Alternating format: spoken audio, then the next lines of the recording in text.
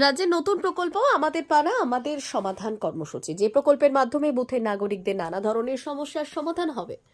আর তারই অঙ্গ হিসেবে 22শে অগস্ট শুক্রবার সাঁকরাইল ব্লকের সাঁকরাইল গ্রাম পঞ্চায়েত এলাকার 154, 155 এবং 157 নম্বর বুথে নাগরিকদের নানা সমস্যা নিয়ে সাঁকরাইল আজিজিয়া হাই মাদ্রাসা প্রাঙ্গণে অনুষ্ঠিত হলো সাঁকরাইল অঞ্চলের আমাদের পাড়া আমাদের সমাধান শিবির।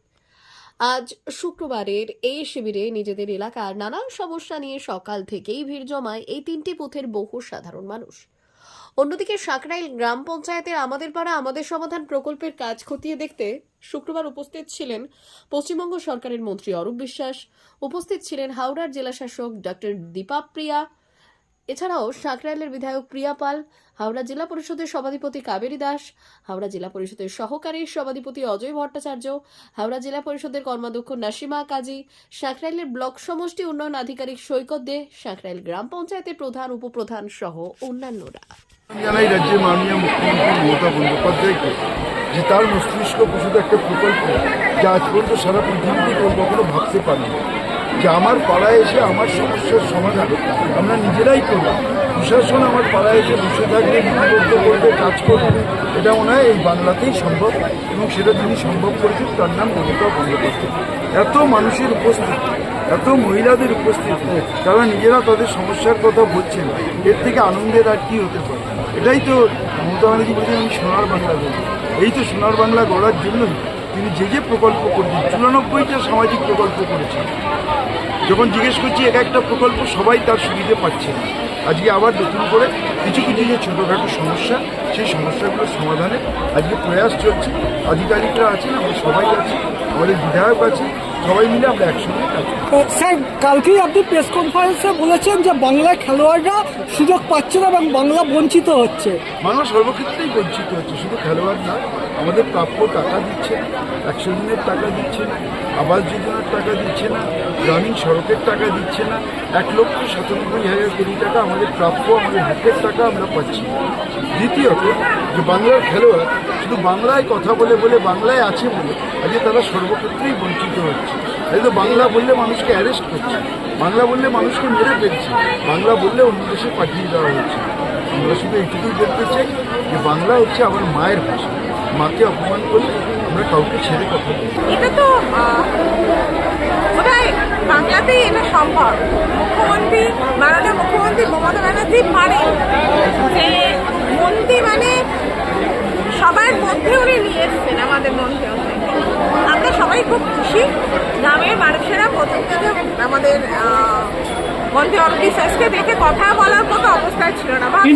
কিন্তু অল্প সময়ের নোটিশে মন্ত্রীদের আপনাদের ব্যবস্থা কিভাবে সম্ভব হলো? সারা রাত জেগে বৃষ্টির মধ্যে অসম্ভবকে সম্ভব, একদম অসম্ভবকে সম্ভব করা হয়েছে। যাই হোক, খুশি, উনিও খুশি, আমরাও। দেখা গেল মন্ত্রী এখানে এসে কিছু মানুষের সঙ্গে সঙ্গে কিছু সমস্যার সমাধান করলেন, যেমন ইলেকট্রিক থেকে জল। কিরকম লাগলো বিধায়িকা হিসাবে? জল আসছে, লাইন হচ্ছে। আর স্যার যেটা বলেছেন, ওই সাঁকরাইল থেকে ওটা তো জলের লাইনের জন্যই খারাপ, কাজ শুরু হয়েছে। আর দ্বিতীয়ত হচ্ছে, ওই যারা বলছিল যে রাস্তা হয়নি, ওখানে রাস্তা অ্যালটমেন্ট হয়েছিল, কিন্তু ওদের নিজেদের জমি দেবে না, মানে ভাই ভাই সমস্যার জন্য জমি দেয়নি, তাই রাস্তাটা ওখানে না। ওটা ওই ভদ্রলোক যেটা বললেন ওটা হচ্ছে জমি সমস্যা, আর যে ভদ্রমহিলা বললেন রাস্তা হয়নি ওটা হচ্ছে রেলের জায়গা। ওরা আমার কাছেও এসেছিল, কিন্তু রেল তো রেলের জায়গায় রেখেছে, এখন ওভারব্রিজ হচ্ছে, আর কোনখানটায় নামবে, কাগজের তো তুলবে। এখন রেলের জায়গায় আমরা চেষ্টা করছি, দাদার সাথেও কথা হয়েছে, যদি ওই রেলের লোকগুলোকে আমরা কার্ডটা দিতে পারি। আমরা আজকের এইটা দিল, এরপরে আমরা কথা বলে হাতিশাল থেকে মহিষগঞ্জ রাস্তাটায় পিএইচি কাজ হয়েছে, কিন্তু তাতে করে দেখা যাচ্ছে এখন যারা কাজ করছে পিএইচি তারা কোনো বোর্ড মারছে না রাস্তায়।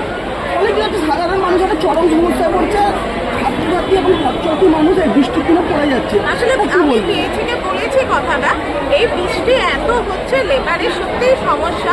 বৃষ্টির মধ্যে একদিন ভিতরে পরের দিনে তারাও তো মানুষ, জ্বর এসে যাচ্ছে, ওনারা সারিয়ে দেবেন একটু বৃষ্টিটা।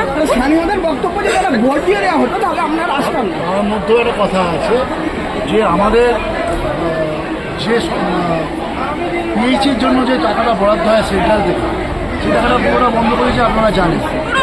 সেটা বন্ধ হয়ে যাওয়ার পরেও মাননীয় মুখ্যমন্ত্রী নিজের উদ্যোগে নিজের ফান্ড মানে অর্থ সংকুলন করে তিনি কিন্তু এই ব্যবস্থাটা চালিয়ে যাচ্ছেন, মানুষের কাছে জল পৌঁছে দেওয়া তার স্বপ্নের প্রকল্প এটা। তাই এরা বিচার দিতে দেবেন না, তাই তিনি এটার মধ্যে দিয়ে জলটা আনবেন। আর সেক্ষেত্রে কিছু কিছু সমস্যা তৈরি হচ্ছে টাকার অভাবে, অর্থনৈতিক অভাবে। সেটা আশা করছি কিছুদিনের মধ্যে সেটা মিটে যাবে। মিটে গেলেই যেভাবে করা আছে সেভাবেই হবে, এবং মানুষের জন্যই তো করা। মানুষের কথা মাথায় রেখে তিনি ভাবছেন তিনি করবেন।